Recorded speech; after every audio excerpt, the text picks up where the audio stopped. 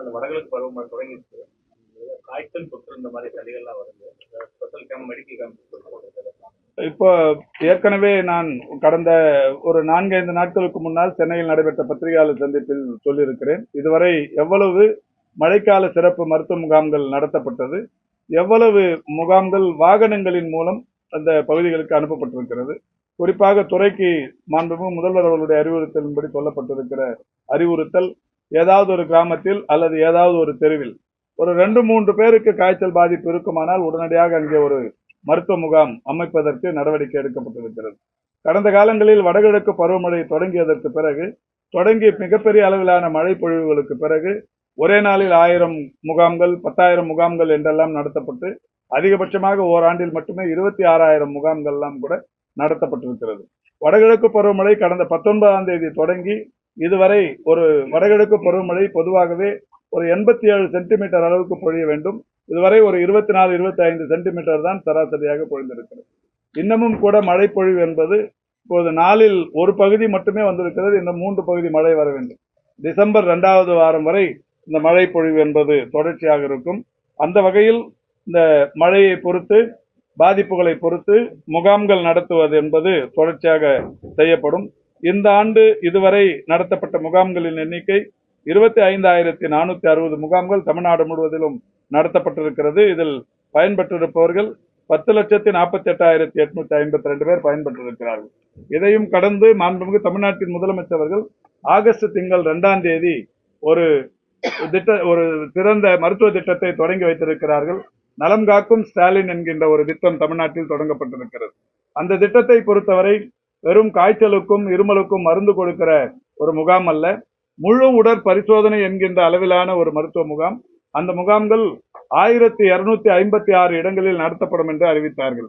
அதன்படி சென்னை மாநகராட்சியில் 15 இடங்களிலும் 10 லட்சத்திற்கும் அதிகமான மக்கள் தொகை கொண்ட 5 மாநகராட்சிகளில் தலா 4 இடங்களிலும், 10 லட்சத்திற்கும் குறைவான மக்கள் தொகை கொண்ட 19 மாநகராட்சிகளில் தலா 3 என்கின்ற வகைகளிலேயும், தமிழ்நாட்டில் உள்ள ஒட்டுமொத்த ஒன்றியங்களிலும் ஒரு ஒன்றியத்திற்கு 3 என்கின்ற வகையிலும் 1256 முகாம்கள் நடத்தப்படும் என்று ஆகஸ்ட் திங்கள் 2ஆம் தேதி சென்னையில் நடந்த ஒரு முகாமில் மாண்புமிகு முதல்வர் அவர்கள் அறிவித்தார்கள். அது நேற்றோடு 14 வாரங்கள் முடிவுற்றிருக்கிறது. இந்த 14 வாரங்களில் நடைபெற்ற ஒவ்வொரு சனிக்கிழமையும் காலை 9 மணி முதல் பிற்பகல் 4 மணி வரை நடைபெறுகிற அந்த முகாம்களில் இன்றைக்கு 14 வாரங்கள் நடத்தப்பட்டிருக்கிறது. 523 முகாம்கள் நடைபெற்று முடிந்திருக்கிறது. இந்த 523 முகாம்களில் பயன்பெற்றிருப்பவருடைய எண்ணிக்கை 8,21,472 பேர். இந்த வகைகளில் மக்களை தேடி மருத்துவம் என்கின்ற திட்டத்தையும் கடந்து மக்களை தேடி முழு உடற் பரிசோதனைகள் என்கின்ற வகையிலும் இந்த 8 லட்சத்திற்கும் மேற்பட்ட மக்கள் பயன்பெற்றிருக்கிறார்கள். மழைக்காலத்தை பொறுத்தவரை மழைக்கு தேவையான அந்த மழைக்கால சிறப்பு மருத்துவ முகாம்கள் எங்கேயெல்லாம் தேவையோ அது இன்னமும் கூட நடத்தப்படும். இதுவரை நடத்தப்பட்ட முகாம்களையும் கடந்து இன்னமும் எங்கே எல்லாம் அது தேவையோ அவசியமோ அவைகள் தொடர்ந்து நடத்தப்படும். இந்த டெங்கு காய்ச்சல் பாதிப்பு என்பது அதிகரிச்சது. குறிப்பா 2013 மதுரை மாவட்டத்தில் 70க்கும் மேற்பட்டோர் உயிரிழந்திருக்காங்க. இப்ப இந்த ஆண்டு இந்த டெங்கு காய்ச்சலை கட்டுப்படுத்துறதுக்கு வேற என்ன மாதிரியான நடவடிக்கை? டெங்கு பொறுத்த வரைக்கும் உங்களுக்கு நல்லா தெரியும், 2012லயும் 2017லயும் தான் தமிழ்நாட்டிலே அதிகமான உயிரிழப்புகள். 2012ல மட்டுமே டெங்கு காய்ச்சலினால் உயிரிழந்தவர்கள் எண்ணிக்கை 66 பேர். 2017ல டெங்கு காய்ச்சலினால் உயிரிழந்தவர்கள் எண்ணிக்கை 65 பேர். இந்த 66, 65 இந்த 2 ஆண்டுகள் தான் தமிழ்நாட்டின் வரலாற்றில் அதிகப்படியான டெங்கு காய்ச்சலினால் உயிரிழந்தவர்கள். மாண்புமிகு தமிழ்நாட்டின் முதலமைச்சருடைய வழிகாட்டுதலோடு உள்ளாட்சி அமைப்புகள், ஊரக உள்ளாட்சி, நகர்ப்புற உள்ளாட்சி, மக்கள் நல்வாழ்வுத்துறை போன்ற பல்வேறு துறைகள் ஒருங்கிணைத்து ஒவ்வொரு மழைக்காலத்திலும் எடுத்து வருகிற முன்னெச்சரிக்கை நடவடிக்கைகள் போன்ற பல்வேறு காரணங்களினால், அது வடகிழக்கு பருவமழையாக இருந்தாலும், தென்மேற்கு பருவமழையாக இருந்தாலும், வெப்பச்சலன மழையாக இருந்தாலும், கோடை வெப்ப மழையாக இருந்தாலும், குளிர்கால மழையாக இருந்தாலும், எல்லா மழை காலங்களிலும் இந்த அரசு எடுத்த முன்னெச்சரிக்கை நடவடிக்கையினால் டெங்கு என்பது கட்டுக்குள் இருக்கிறது. இறப்புகளின் எண்ணிக்கை என்பது ஓரிலக்கத்திலேயே இருந்து கொண்டிருக்கிறது. இந்த ஆண்டு இதுவரை 9 இறப்புகள். இந்த 9 இறப்புகளும் கூட சரியான நேரத்தில் மருத்துவர்களை பார்த்து மருத்துவம் பார்த்துக் கொள்ளாதது, அதேபோல் அந்த நோய் எதிர்ப்பு சக்தி குறைவாக இருப்பவர்கள், கோமார்பிடிட்டிஸ் என்று சொல்லக்கூடிய வகையிலான இணை நோய் பாதிப்பு உள்ளவர்கள், இது போன்றவர்களுக்குத்தான் இதுவரை ஒரு 9 உயிரிழப்புகள் ஏற்பட்டிருக்கிறது. இன்றைக்கு தமிழ்நாட்டை பொறுத்தவரை டெங்கு பாதிப்பு என்பது கட்டுக்குள் இருக்கிறது. திமுக ஆட்சி வந்து ஒரு மருத்துவ கூட கொண்டு வரேன்னு முன்னாள் முதல்வர் குற்றம் சாட்டியிருக்காங்க. அதாவது இந்த ஆட்சிக்கு வரும்போது 11 மருத்துவக் கல்லூரிகள் அரைகுறையாக இருந்தது. ஒரு 40-50% கட்டுமான பணிகள் முடிவுற்ற நிலையில் இருந்தது. இந்த ஆட்சிக்கு வரும்போது 2021 மே 5ஆம் தேதி இதுல மருத்துவக் கல்லூரிகள் மட்டுமே உடனடியாக திறக்கப்பட வேண்டும் என்கின்ற வகையில் மாண்புமிகு முதல்வர் முன்னிலையில் பிரதமர் அவர்கள் 2022 ஜனவரியில 11 மருத்துவக் கல்லூரிகளையும் திறந்து வைத்தார். மருத்துவக் கல்லூரி வரணும்னா மருத்துவமனை இருக்கணும். ஒவ்வொரு மருத்துவமனையில 500 முதல் 700 வரையிலான படுக்கைகள் கொண்ட 11 மருத்துவமனைகள் உடனடியாக அமைக்கணும். இந்த அரசு பொறுப்பேற்றதற்கு பிறகு எவ்வளவு ஒரு மருத்துவக் கல்லூரிக்கு திட்டமிட்டார்களோ அதே மாதிரி இன்னொரு 50% நிதி ஒதுக்கி இந்த மருத்துவக் கல்லூரிகளில் மருத்துவமனைகள் வந்து கடைசியா ஒரு 4 மாதங்களுக்கு முன்னால் ஊட்டியில் திறந்து வைத்த மருத்துவமனையோடு சேர்த்து எல்லாவற்றையும் முடித்து கடந்த 4 ஆண்டுகளில் தான் இவைகள் எல்லாம் திறந்து வைக்கப்பட்டிருக்கிறது. எனவே இந்த ஆட்சி வந்ததற்கு பிறகுதான் இந்த மருத்துவக் கல்லூரிகள் முழுமை பெற்று கல்லூரிகளாக பயன்பாட்டுக்கு வந்தது. மருத்துவக் கல்லூரி மருத்துவமனைகள் கடந்த 4 மாதங்களுக்கு முன்னால் வரை கட்டி முடிக்கப்பட்டு பயன்பாட்டுக்கு வந்திருக்கிறது. இதுலயும் கூட இன்னொன்னு என்னன்னா மருத்துவக் கல்லூரிகள் இந்த மருத்துவக் கல்லூரிகள் எல்லாமே இப்போ வந்ததெல்லாம் கூட இந்த 11மே ஏற்கனவே முத்தமிழறிஞர் கலைஞர் அவர்கள் முதலமைச்சராக இருந்த போது அன்னைக்கு வந்து ஒரு மாவட்டத்திற்கு ஒரு மருத்துவக் கல்லூரின்னு 2011 ஒரு சட்டமன்றத்திலேயே ஒரு தீர்மானத்தை எடுத்துட்டு வந்தாங்க. அப்போ வந்து நிறைய மாவட்டங்கள்ல அப்ப எடுத்துட்டு வந்த அந்த ஜிஓ தான் நீண்ட நாட்களுக்கு பிறகு இப்போ அது வடிவம் பெற்றது. இதை நான் வந்து சட்டமன்றத்திலேயே எதிர்கட்சி தலைவர் பேசும்போது அதுக்கு சரியான விளக்கங்களை அங்கே சொல்லி இருக்கிறோம். அது திரும்ப திரும்ப ஒரே பொய்ய திரும்ப எத்தனை சொன்னா அது மெய்யாயிடுங்கிற நோக்கத்துல சொல்றாங்க. மக்களுக்கு தெரியும் யார் காலத்துல எதெல்லாம் வந்ததுங்கிறது மக்களுக்கு தெரியும். இப்போ ஒண்ணு சொன்னேன், மதுரையில உங்களுக்கான ஒரு அடையாளத்தை சொல்லியிருக்கிறோம். 82ல யாரு ஆட்சின்னு உங்களுக்கு நல்லா தெரியும். 82ல ஹோமியோபதி கல்லூரி மருத்துவமனையை எங்க எடுத்து போய் கட்டினாங்கிறது உங்களுக்கு தெரியும். ஒரு நீர்பிடிப்பு பகுதியில ஏரியில எடுத்து போய் கட்டினாங்க. அது அந்த இடத்துல பயன்படுத்த முடியாத நிலையில தான் இன்னைக்கு ஒரு 70 கோடி ரூபாய் நிதியை வாங்கி வேற ஒரு மேட்டு பகுதியில அந்த மருத்துவக் கல்லூரி மருத்துவமனையை தொடங்குறோம். எனவே இந்த ஒரு திட்டத்தை தொடங்குகிற போது இது முறையா மக்களுக்கு பயன்படுமா, இது நீண்ட நாட்கள் இந்த மண்ணில் நிலைத்திருக்குமா என்பதையெல்லாம் பார்த்து செய்ய வேண்டும். அதை பார்த்து செய்வது இந்த அரசு பார்க்காமலேயே செய்து அது பாதியிலே விட்டு செல்வது அவர்களுடைய அரசாக இருந்தது. எய்ம்ஸ் உங்களுக்கு தெரியும். எய்ம்ஸ் மருத்துவக் கல்லூரி அதாவது வரும்னு சொன்னது 2018 டிசம்பர் 17ல இந்த கல்லூரியும் மருத்துவமனையும் வரும்னு சொல்லி ஒன்றிய அரசாங்கம் அன்னைக்கு அறிவிச்சாங்க.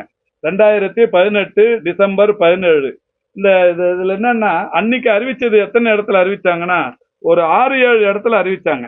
இந்த கல்லூரிகள்லாம் பஞ்சாப்ல வந்து பதித்ரா, அசாம்ல கவுஹாத்தி, இமாச்சல் பிரதேசல பிலாஸ்பூர், தமிழ்நாட்டுல மதுரை, பீகார்ல தர்பங்கா, ஜம்முல வந்து சம்பா, காஷ்மீர்ல அவந்திபுரா 7 இடத்துல வரும்னு அறிவிச்சாங்க. இந்த 7 இடத்துல எய்ம்ஸ் மருத்துவக் கல்லூரி வரும்னு சொன்னதுல 6 இடம் தமிழ்நாடு நீங்களாக 6 இடத்துலயும் நிதி ஆதாரம் யாருதுன்னா ஒன்றிய அரசு. இதை நீங்க நல்லா குறிப்பெடுத்துக்கணும். 7 எய்ம்ஸ் மருத்துவக் கல்லூரிகள் வரும் என்று அறிவிக்கப்பட்டது. 7ல 6 இடம் தமிழ்நாடு நீங்களாக 6 இடங்கள் மருத்துவக் கல்லூரிகள் அமைவதற்கு மருத்துவக் கல்லூரி மருத்துவமனைகள் அமைவதற்கு ஒட்டுமொத்த நிதி ஆதாரம் ஒன்றிய அரசாங்கத்தது. ஆனா இந்த தமிழ்நாட்டில் வர அறிவிச்ச இந்த மருத்துவக் கல்லூரியை பொறுத்த வரைக்கும் 85% ஜைக்கா ஜப்பான் பன்னாட்டு கூட்டுறவு முகமைங்கிற ஒரு அமைப்பிலிருந்து கடன் வாங்குறது, 15% மட்டும் ஒன்றிய அரசாங்கம். இந்த நிலையில தான் அது 2018ல தீர்மானம் போட்டாலும் அது அடிக்கல் நாட்டினது எப்பன்னு பாத்தீங்கன்னா பிரதமர் வந்து அடிக்கல் நாட்டினது தேர்தலுக்கு முன்னால கடந்த 2019 ஜனவரி 27 அடிக்கல் நாட்டினாங்க. மாண்புமிகு பிரதமர் இன்றைய எதிர்கட்சி தலைவர் தேர்தல் வரும் என்பதை மனதில் வைத்து 2019 உங்களுக்கு மே மாசம் பார்லிமெண்ட் எலெக்ஷன் நல்லா தெரியும். அப்ப ஏப்ரல் மார்ச்சிலேயே வந்து நோட்டிபிகேஷன் வரும்னு தெரியும். அப்ப அந்த பாராளுமன்ற தேர்தலை மனதில் வைத்துக் கொண்டு ஜனவரி 27ஆம் தேதி வந்து அடிக்கல் நாட்டினாங்க 2019. 2019 ஜனவரியில அடிக்கல் நாட்டி 2021 மே 7ஆம் தேதி வரைக்கும் ஒண்ணுமே நடக்கல. இந்த அரசு பொறுப்பேற்றதற்கு பிறகு மாண்புமிகு தமிழ்நாட்டின் முதலமைச்சர் அவர்கள் உடனடியா அதுக்கு வந்து ஒரு 222.4 ஏக்கர் நிலத்தை கொடுக்கறதுக்கு நிலமாற்று அதை மாற்றுவதற்குரிய அரசாணையை வெளியிட்டார்கள். 2021 அக்டோபர் 18ஆம் தேதி அந்த ஆணை பிறப்பிக்கப்பட்டது. 2021 அக்டோபர் யார் ஆட்சின்னு தெரியும். மாண்புமிகு முதல்வர் வந்ததுக்கு அப்புறம் தான் இந்த 222 ஏக்கர் நிலத்தை நிலமாற்றம் செய்து அவர்களுக்கு முறையாக அறிவித்தது இந்த எய்ம்ஸுக்கு. அதுக்கப்புறம் மாண்புமிகு முதல்வர் அவர்கள் 2021 ஜூன் திங்கள் 17ஆம் தேதி மாண்புமிகு பிரதமர் அவர்களை நேரில் சந்திக்கிறார். நேரில் சந்தித்த போது இந்த எய்ம்ஸ் மருத்துவக் கல்லூரி மருத்துவமனை அமைய வேண்டிய அவசியத்தையும் அந்த பணிகளை துரிதப்படுத்திட வேண்டும் என்றும் கடிதத்தின் வாயிலாகவும் நேரடியாகவும் சொல்லுகிறார். அது மட்டும் இல்ல, 2022 ஜனவரி 12ஆம் தேதி மாண்புமிகு முதல்வர் அவர்கள் ஒன்றிய அமைச்சர் அன்றைக்கு மன்சுக் மாண்டவியா இருந்தாங்க, அவங்க கையிலையும் கோரிக்கை வைத்து உடனடியா எய்ம்ஸ் மருத்துவக் கல்லூரி மருத்துவமனை பண்றாங்க. அதுக்கு அடுத்து நான் மாண்புமிகு முதல்வர் அவர்களுடைய வழிகாட்டுதலோடு எப்போதெல்லாம் டெல்லிக்கு சென்றேனோ 2021 October 27, 2021 July 9, 2021 July 15, 2021 September 3, 2021 October 27, 2022 April 1, 2022 June 26, 2022 September 6, 2023 ஜனவரி 6, 2023 ஆகஸ்ட் 3 இத்தனை தேதியில நான் ஒன்றிய அமைச்சரை சந்தித்திருக்கிறேன்.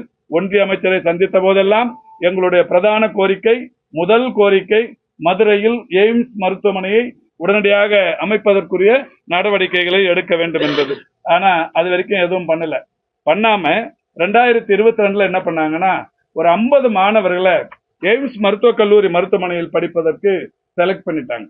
எய்ம்ஸ் மருத்துவக் கல்லூரி மருத்துவமனை ஒரு கட்டாந்தரையில படிப்பதற்கு 50 மாணவர்களுக்கு அனுமதி வழங்கிவிட்டார்கள்.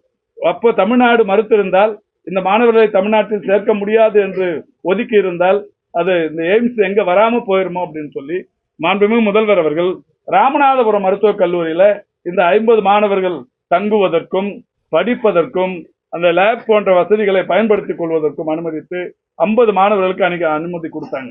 2022, 2023, 2024, இந்த வருஷம் 2025 இந்த 4 வருஷத்துல 200 மாணவர்கள் எய்ம்ஸ் சார்பில் இப்போது ராமநாதபுரத்தில் படித்துக் கொண்டிருக்கிறார்கள். நான் இன்னைக்கு காலையில கூட சொன்னேன், இந்த மருத்துவக் கல்லூரியை உடனடியா விரைந்து ஒன்றிய அரசு கட்டி முடிக்கணும். என்னன்னா கட்டி முடிக்கலன்னா இன்னும் 1 வருஷம் 1.5 வருஷத்துக்குள்ள இதை முடிக்கலன்னா ஃபர்ஸ்ட் பேட்ச் எய்ம்ஸ் மருத்துவக் கல்லூரியை பார்க்காமயே டிகிரி வாங்கின்னு வெளியில போயிடுவாங்க போல. ராமநாதபுரம் கல்லூரியில படிச்சுட்டு நாங்க எய்ம்ஸ்ல படிச்சுட்டோம்னு சொல்லிட்டு வெளில போயிடுவாங்க. ஏன்னா அவங்களுக்கு இப்ப 2022 வந்தவங்க, இப்போ இன்னும் 1 வருஷம் ஆச்சுன்னா அவங்க முடிச்சு வெளில போறாங்க. அதனால விரைந்து கட்டித்தரணுங்கிற கோரிக்கையை தொடர்ந்து வைத்துக் கொண்டிருக்கிறோம். இப்ப இந்த நிலையில தான் மாண்புமிகு முதல்வர் அவர்கள் இதுல நமக்கும் பொறுப்பு இருக்கு, மதுரைங்கிறது தமிழ்நாடு, இங்க நமக்கும் பொறுப்பு இருக்குங்கிறதால தான் 2023 அன்னைக்கு 2023 பிப்ரவரி 6, 7 எங்களை ஜப்பான் போக சொன்னாங்க. நானும் துறையின் செயலாளர், NHM MD, TNPHSC PD, இப்படி IAS ஆபீசர்ஸ் எல்லாம் அன்னைக்கு ஜப்பான் டோக்கியோவுக்கு போய் டோக்கியோவில் இருக்கிற அந்த ஜைகா நிறுவனத்தின் துணைத் தலைவர் சச்சிகோ இமோட்டோ அப்படிங்கிற அந்த துணைத் தலைவரை நேரில் சந்திச்சு ஒரு மனு ஒன்று கொடுத்தோம். நீங்க ஒன்றிய அரசுக்கு இந்த எய்ம்ஸ் கட்டுறதுக்கு நிதி ஆதாரம் தரதா சொல்லிருக்கிறீங்க, இன்னும் எதுவும் நிதி ரிலீஸ் பண்ணல, உடனடியா அந்த கட்டுமானத்துக்கு உதவி பண்ணணும்னு லெட்டர் கொடுத்துருக்கிறோம். அதுக்கான புகைப்படங்கள்லாம் இதோ இருக்கு. அந்த அப்ப போய் ஜப்பான்ல போய் சம்பந்தப்பட்ட ஜைகா துணைத் தலைவரிடத்தில் நிதிக்காக கொடுத்த கடிதம் கொடுக்கும் போது இதுல என்னன்னா டெல்லியோட ஜைகா பிரதிநிதியும் கூட்டு போனோம். டெல்லியோட ஜைகா பிரதிநிதி திருமதி ஆதித்யா பூரி என்கின்ற ஒரு சகோதரி, ஒரு பெண் அதிகாரியும் கூட்டு போய் அன்னைக்கு அங்க கொடுத்தோம். கொடுத்ததுக்கு அப்புறமா இன்னைக்கு அந்த கல்லூரியை கல்லூரி மருத்துவமனையை கட்ட தொடங்கி இருக்கிறார்கள். மகிழ்ச்சி, விரைந்து கட்டித்தர வேண்டும் என்றும் கேட்டுக்கொள்கிறோம். இது ஒன்றிய அரசுக்கு எல்லா வகையிலும் தமிழ்நாடு அரசு உறுதுணையாக இருந்து கொண்டிருக்கிறது. இந்த 222 ஏக்கர் நிலத்தை கொடுத்தது இந்த அரசு, மாண்புமிகு முதல்வர் அவர்கள் இதை நிலத்தை கொடுத்து அதை ஆதாரபூர்வமாக கொடுத்தது. அது மட்டும் இல்லை, இப்ப 33 கிலோவாட் மின்சார உபயோகத்திற்கு மாண்புமிகு தமிழ்நாடு முதலமைச்சர் அவர்கள் 13,73,71,148 ரூபாய் இன்றைக்கு அந்த தொகையை அந்த இதுக்கு கொடுத்திருக்காரு. எய்ம்ஸ் நிர்வாகத்துக்கு இந்த மின் உபயோகத்துக்கு 33 கிலோவாட் மின் உபயோகம் அந்த கல்லூரிக்கு வேணும்னு மாநில அரசு, குறிப்பாக நம்முடைய முதல்வர் 13,13,71,148 ரூபாய் அந்த இதுக்கு கொடுத்திருக்கிறாரு. அது மட்டும் இல்ல, இந்த இது நீர் உட்கட்டமைப்புக்கு நீர் வழங்குவது, குடிநீருக்கான அந்த ஆதாரத்திற்கு 11,61,00,000 ரூபாய் தரப்பட்டிருக்கிறது. இப்படி மின்சாரம், குடிநீர், நிலம் போன்ற எல்லா வசதிகளையும் தமிழ்நாடு அரசும் ஒன்றிய அரசுக்கு ஒருங்கிணைத்திருக்கிறது. ஒன்றிய அரசோடு இணைந்து எப்படியாவது மதுரையில் அந்த எய்ம்ஸ் நிர்வாகம் வர வேண்டும் என்பதற்காக 13 கோடி ரூபாய் மின் உபயோகத்திற்கும் 11 கோடி ரூபாய் குடிநீர் விநியோகத்திற்கும் 222 ஏக்கர் தமிழ்நாட்டின் அரசு நிலமும் ஒன்றிய அரசுக்கு தந்துதான் இந்த கல்லூரி இங்கே வருவதற்குரிய நடவடிக்கைகள் எடுக்கப்பட்டு வருகிறது. ஒன்றிய அரசாக இருந்தாலும் மாநில அரசாக இருந்தாலும் மக்களின் பயன்பாட்டிற்கு எய்ம்ஸ் விரைந்து வர வேண்டும் என்பது அனைவருடைய விருப்பம். வரும் என்று எதிர்பார்க்கிறோம்.